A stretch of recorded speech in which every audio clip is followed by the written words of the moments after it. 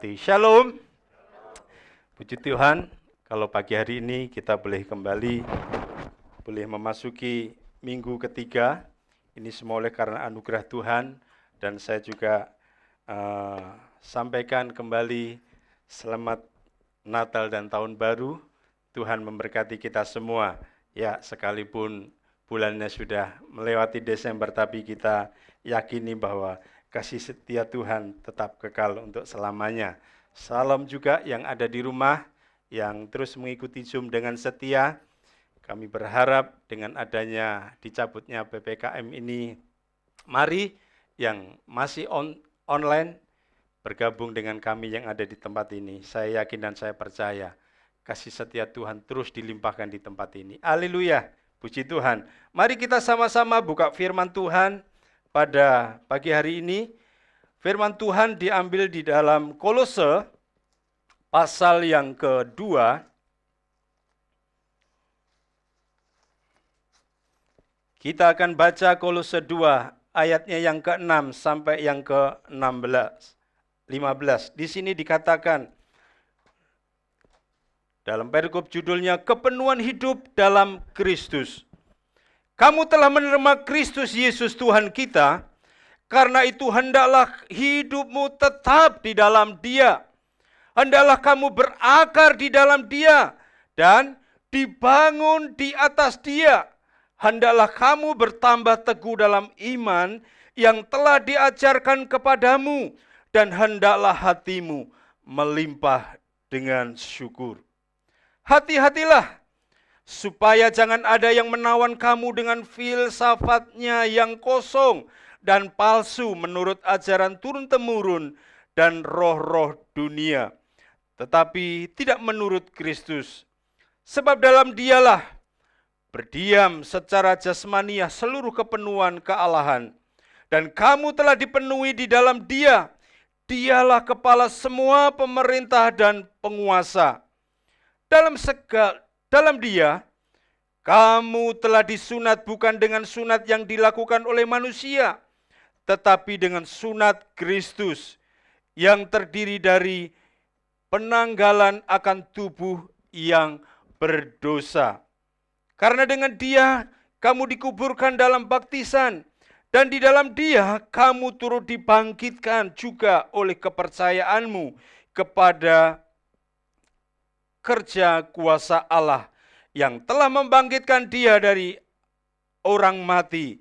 Kamu juga meskipun dahulu mati oleh pelanggaranmu dan oleh karena tidak disunat secara lahiriah, telah dihidupkan Allah bersama-sama dengan Dia, sesudah Ia mengampuni segala pelanggaran kita dengan penghapusan surat hutang yang oleh ketentuan-ketentuan hukum mendakwa dan mengancam kita, dan itu ditiadakannya dengan memakukannya pada kayu salib.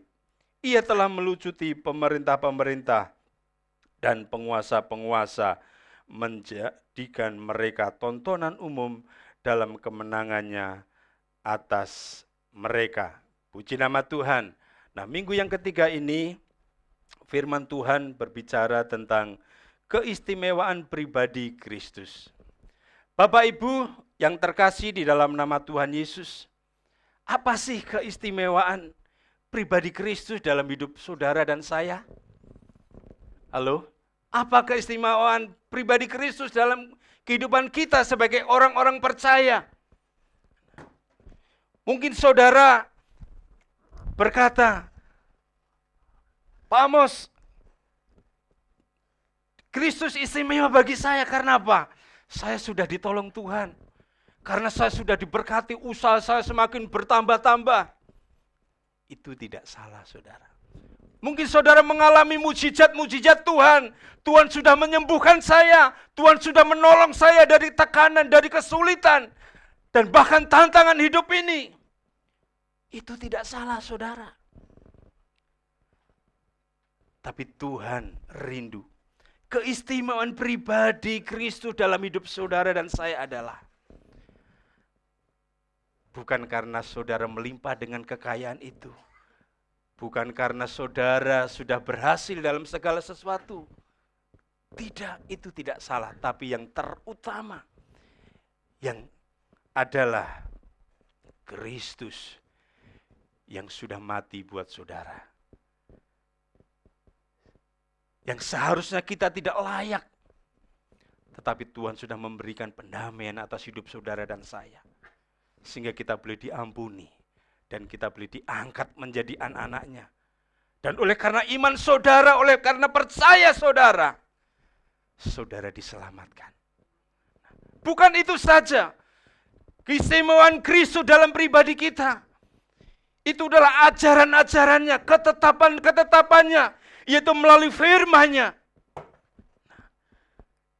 Di dalam 2 Timotius 3 ayat 16 dikatakan bahwa segala tulisan yang diilhamkan Allah, itu untuk apa? Untuk apa?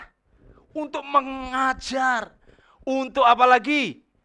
Menyatakan kesalahan. Apalagi? Untuk apa? Memperbaiki kelakuan. Dan untuk apa? Mendidik kita dalam kebenaran. Itu keistimewaan pribadi Allah di dalam kehidupan kita sebagai orang percaya. Dan sepatutnya, kalau Tuhan itu istimewa buat saudara dan saya, apa yang saudara bisa lakukan? Halo? Apa yang saudara bisa lakukan dalam hidup saudara dan saya? Di dalam ayat yang ke-7 dikatakan, hendaklah kamu berakar di dalam Dia dan dibangun di atas Dia.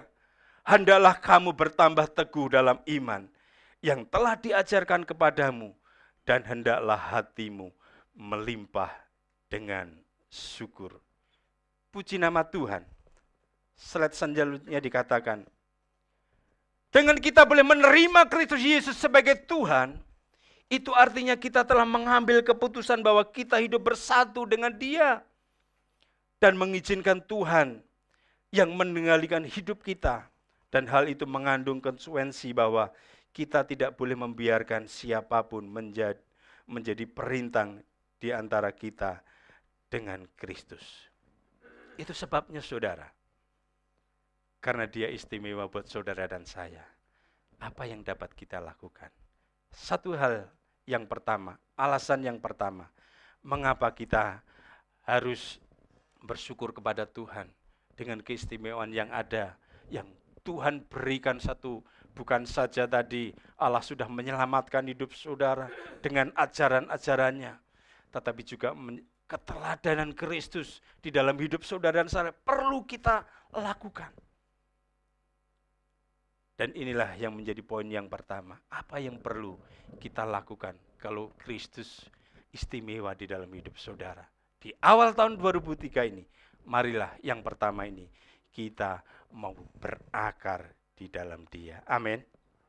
Nah, jadi kalau Kristus ada yang istimewa dalam hidup saudara, mari kita bisa lakukan yang terbaik buat Tuhan. Untuk kita apa? Berakar kuat di dalam Dia.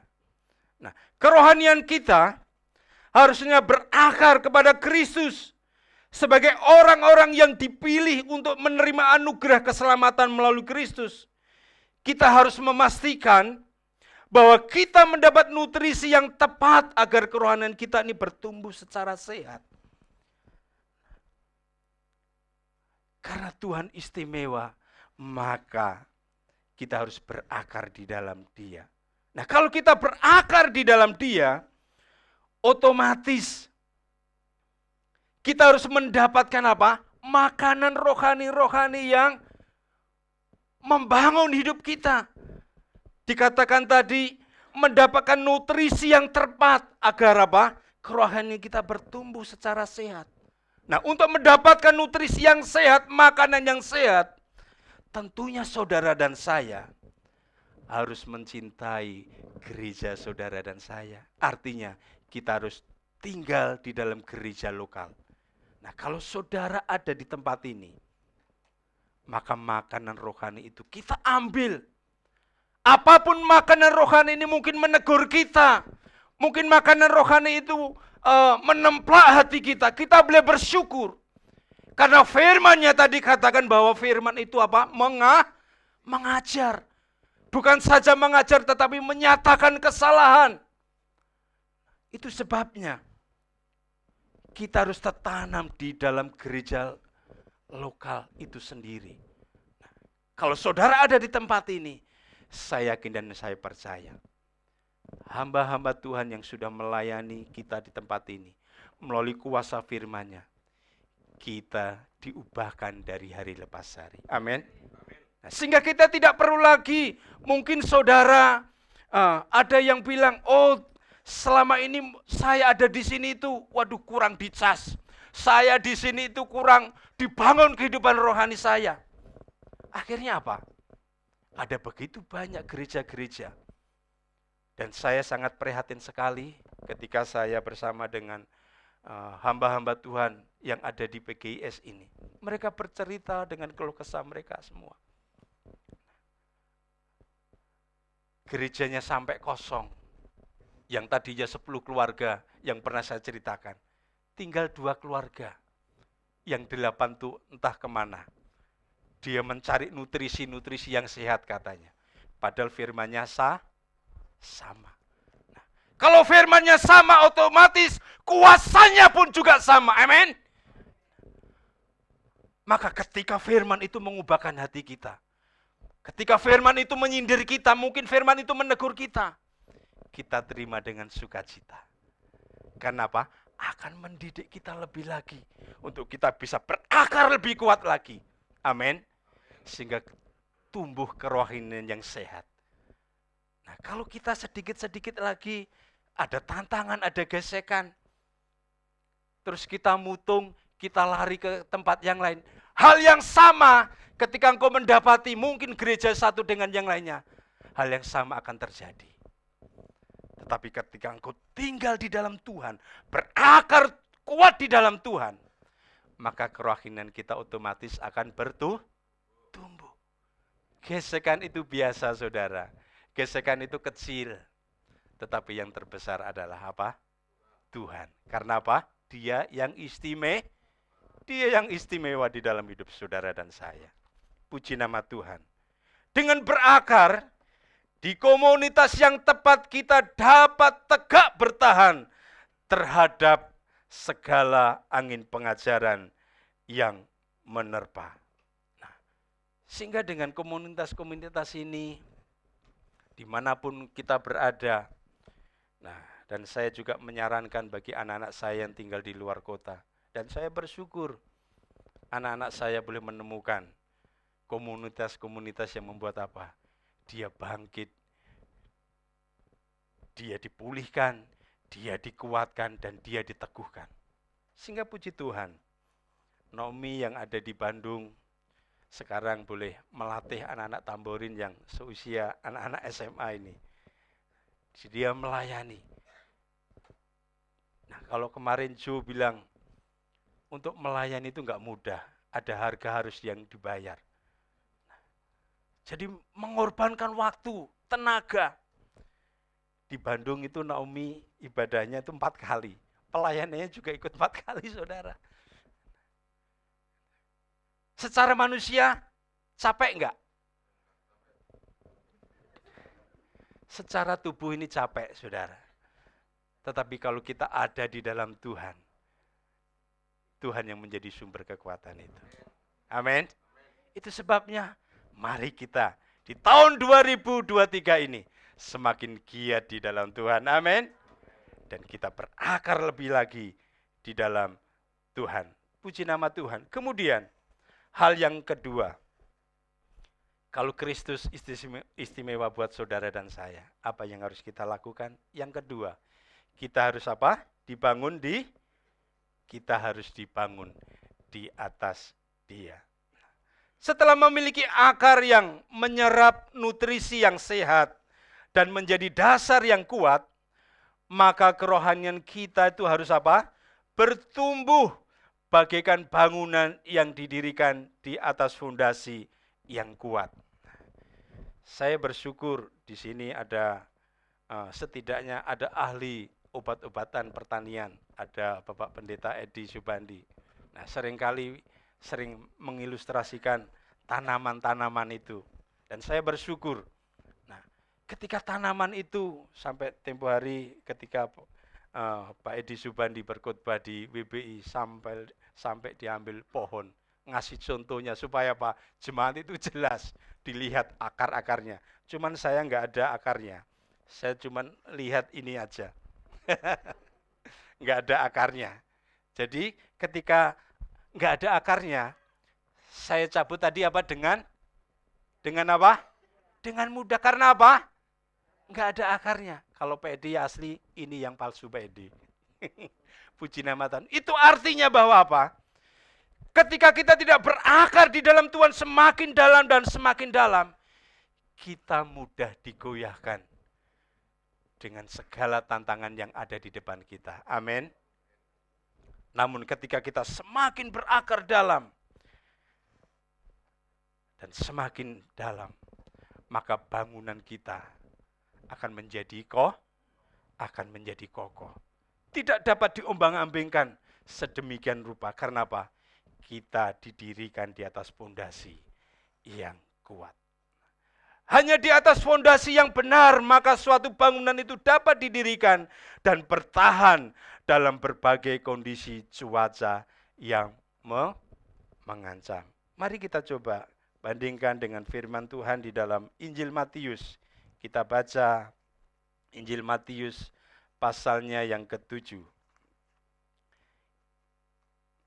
Injil Matius yang ke-7 ayat 24 sampai 27.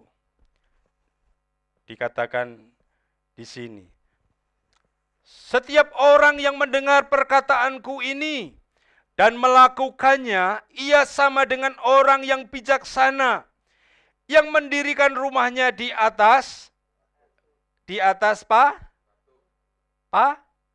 puji Tuhan, di atas batu. Kemudian turunlah hujan dan datanglah banjir, lalu angin melanda rumah itu. Tetapi rumah itu tidak rubuh sebab didirikan di atas batu. Puji nama Tuhan. Tetapi setiap orang yang mendengar perkataanku ini dan tidak melakukannya, ia sama dengan orang yang bodoh yang mendirikan rumahnya di atas pasir. Kemudian turunlah hujan, datanglah banjir. Lalu angin melanda rumah itu sehingga rubuhlah rumah itu dan hebatlah kerusakannya. Puji nama Tuhan.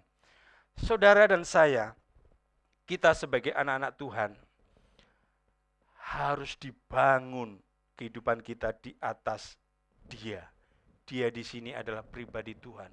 Nah, kalau kita tidak bangun di atas Dia, yaitu yang menjadi batu yang kuat, batu penjuru yang teguh, maka saya yakin dan saya percaya ketika tantangan, pencobaan dan akan datang itu, kita akan kiwir-kiwir. Karena apa? Kita tidak tahan. Tetapi kalau kita sudah memiliki akar yang kuat, maka bangunan itu semakin kokoh dan semakin kokoh tinggal di dalamnya. Puji nama Tuhan. Sekalipun ada ancaman dan tantangan, kita tidak goyah. Karena apa? Ada Yesus yang istimewa buat kita semua. Amin. Puji nama Tuhan. Itu sebabnya fondasi kerohanian yang kuat itu menjadikan iman kita boleh tumbuh dan tidak mudah runtuh oleh rupa-rupa hujan, banjir, dan angin. Dan inilah yang menjadikan kita sebagai anak-anak Tuhan semakin kuat di dalam Tuhan. Puji nama Tuhan. Kemudian yang terakhir, waktunya terus berjalan dengan cepat. Yang terakhir kita baca di dalam firman Tuhan di sini dikatakan bertambah teguh dalam iman.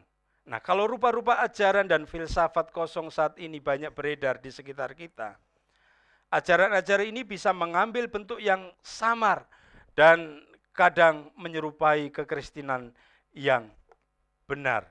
Itu sebabnya, saudara, di sini kita melihat dengan teknologi yang begitu canggih, yang begitu luar biasa, dengan mudahnya saudara dapat mengakses YouTube orang-orang yang hebat-hebat. Mereka terus berargumentasi tentang kebenaran-kebenaran firman Tuhan. Nah, Ada juga apa yang disampaikan itu bisa bermanfaat, bisa berguna, tetapi ada juga yang seringkali menyesatkan banyak orang. Kalau kita tidak teguh di dalam iman kita kepada Tuhan, maka kita akan mudah diombang-ambingkan dengan pengajaran-pengajaran yang ada. Yang hari-hari ini sedang maraknya begitu luar biasa. Dan kita tahu, ada jemaat kita pun ada yang terseret di dalamnya. Dan sampai hari ini tidak hadir bersama dengan kita. Kita sangat prihatin. Dan tugas kita harus tetap tinggal di dalam Dia. Kita tidak digoyahkan dengan pengajaran-pengajaran yang ada. Karena apa? Kita sudah diberikan nutrisi yang sungguh luar biasa, yaitu melalui firman-Nya. Kalau kita tetap tinggal dan tumbuh di dalam Dia, berakar kuat di dalam Dia, apapun persoalannya, apapun tantangannya, kita tidak akan goyah. Itu sebabnya tak jarang pula disampaikan oleh para pemuka agama atau rohaniawan yang dengan cara yang mempesona dalam menyampaikan ajaran-ajaran tersebut, itu membuat daya tarik tersendiri, saudara. Makanya ketika ada begitu hamba Tuhan yang sudah terkenal, dan mereka berbondong-bondong datang ke sana. Karena apa? Mungkin dia sudah melakukan banyak mujizat. Mungkin mereka boleh melakukan hal-hal yang membuat kita dinabubukkan dengan kehidupan rohani kita. Padahal semuanya itu menjadi batu sandungan dalam kita untuk melangkah lebih lagi di dalam pengiringan kita akan Tuhan. Jangan sampai kita sebagai anak-anak Tuhan di tempat ini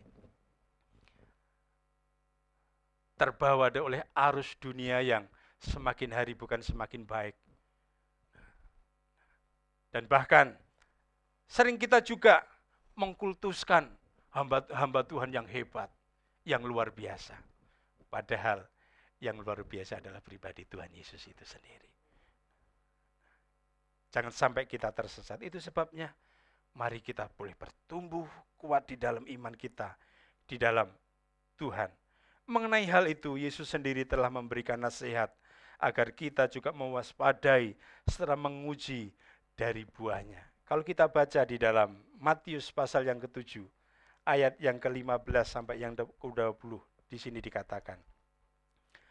Matius 7 ayat 15 sampai yang ke-20 di sana dikatakan, waspadalah terhadap nabi-nabi palsu yang datang kepadamu dengan menyamar seperti domba, tetapi sesungguhnya mereka adalah serigala yang buas. Perhatikan, sekali lagi saya katakan, mereka menyamar seperti domba, tetapi sesungguhnya mereka adalah serigala yang buas. Dari buahnya lah kamu akan mengenal mereka. Dapatkah orang memetik buah anggur dari semak duri atau buah ara dari rumput duri? Demikianlah setiap pohon yang baik menghasilkan pohon yang baik, sedang pohon yang tidak baik menghasilkan buah yang tidak baik. Tidak mungkin pohon yang baik itu menghasilkan buah yang tidak baik, ataupun pohon yang tidak baik itu menghasilkan buah yang baik. Dan setiap pohon yang tidak menghasilkan buah yang baik pasti ditebang dan dibuang ke dalam api. Jadi dari buahnya lah kamu akan mengenal mereka. Amin. Nah, ketika kita sudah tinggal di dalam Tuhan, kita berakar di dalam Tuhan, maka satu hal, engkau akan semakin berbuah manis di hadapan Tuhan. Amin. Nah, tinggal kita melihat bagaimana kita boleh berbuah di hadapan Tuhan. Apa kita sudah menghidupi firman Tuhan itu? Kalau saudara sudah menghidupi firman Tuhan itu, saya yakin saya dan percaya, kehidupan kita boleh terpancar kehidupan yang memuliakan nama Tuhan. Dan kita akan menjadi berkat, buahnya nyata. Nah, belum kita memiliki buah aja, kita seringkali bergaya. Seringkali kita sombong. Seringkali kita neko-neko macam-macam. Padahal dalam kehidupan kita, dalam pengirian kita sama Tuhan, belum menampakkan hasil yang baik, yang dapat memberkati di sekeliling kita. Tetapi saya yakin dan saya percaya, ketika kita berakar lebih lagi, beriman, tumbuh di dalam Tuhan, maka buah itu akan menjadi manis adanya. Dan kehidupan kita akan terpancar di mana saudara berada. Puji nama Tuhan. Itu sebabnya, kalau Dia istimewa buat kita, mari kita lakukan ketiga hal yang tadi. Yang pertama apa tadi? Harus tinggal di dalam Dia. Yang kedua apa? Dibangun. Kemudian yang ketiga apa? Bertambah teguh di dalam iman kita. Saya yakin dan saya percaya, kalau Tuhan istimewa buat kita bisa melakukan apa yang menjadi bagian kita, sehingga nama Tuhan dipermuliakan. Puji nama Tuhan. Saya undang para pemain musik, song leader, singer untuk maju depan. Kita mau pujikan pujian tadi, harapanku. Kita pujikan refnya saja. Kita siapkan hati kita di hadapan Tuhan. Mari kita semua bangkit berdiri. Terima kasih Tuhan. Terima kasih Tuhan. Terima kasih Tuhan.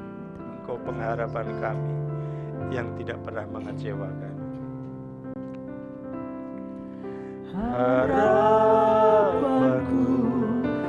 dalam Yesus tak akan pernah sia-sia,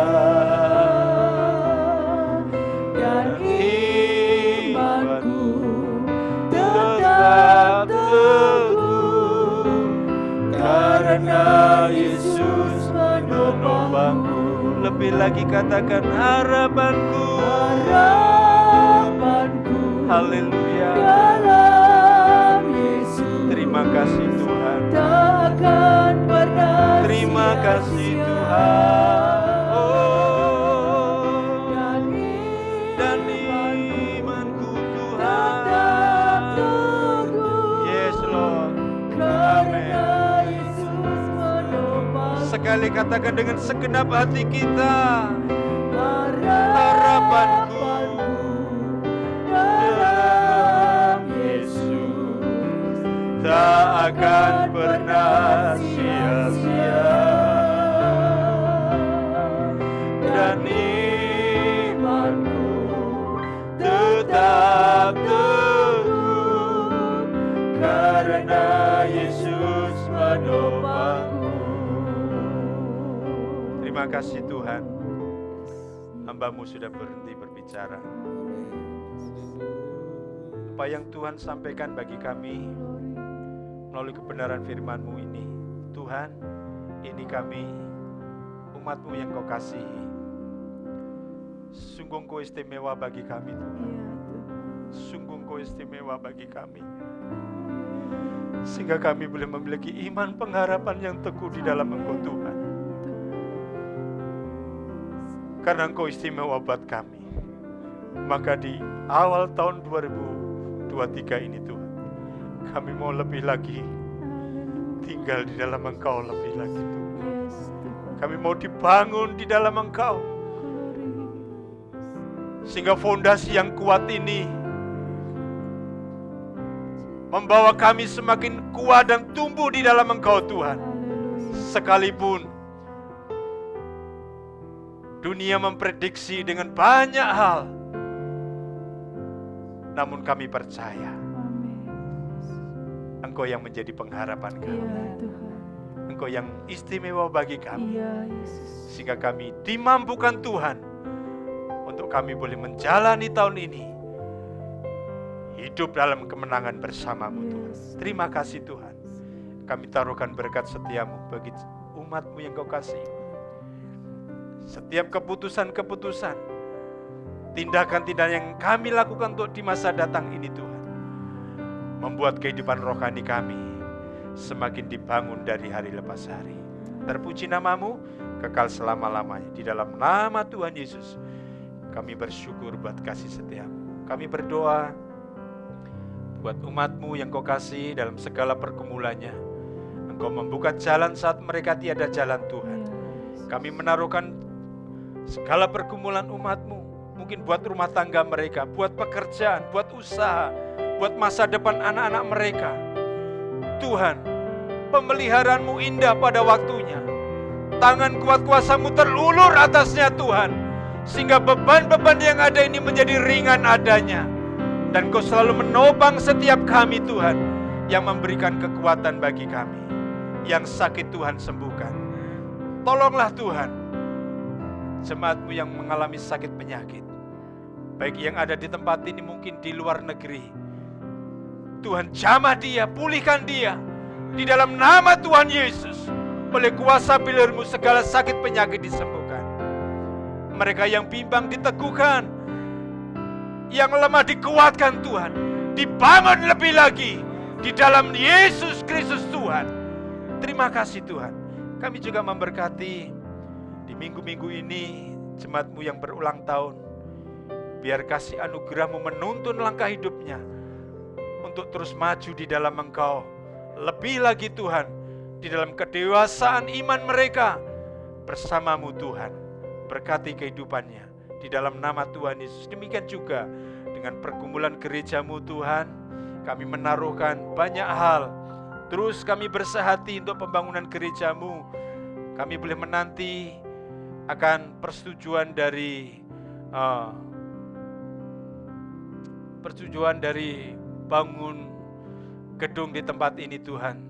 Kiranya Engkau memberkati PUPR yang ada, sehingga mereka boleh melakukan hal yang benar di mata-Mu Tuhan. Kami menaruhkan kalau Tuhan sudah mengawali, maka Tuhan juga akan mengakhiri. Terima kasih Tuhan, berkat setia-Mu mengalir di tempat ini dengan jemaat yang Kau kasihi, baik yang ada di rumah maupun yang di tempat ini Tuhan. Kami taruhkan berkat damai sejahtera-Mu di dalam nama Tuhan Yesus. Atas negeri dan bangsa kami juga memberkatinya. Terima kasih Tuhan, terpuji nama-Mu kekal selama-lamanya. Sebelum kita mengakhiri ibadah pada pagi hari ini, kita akan menerima doa berkat dari Bapak Gembala kita.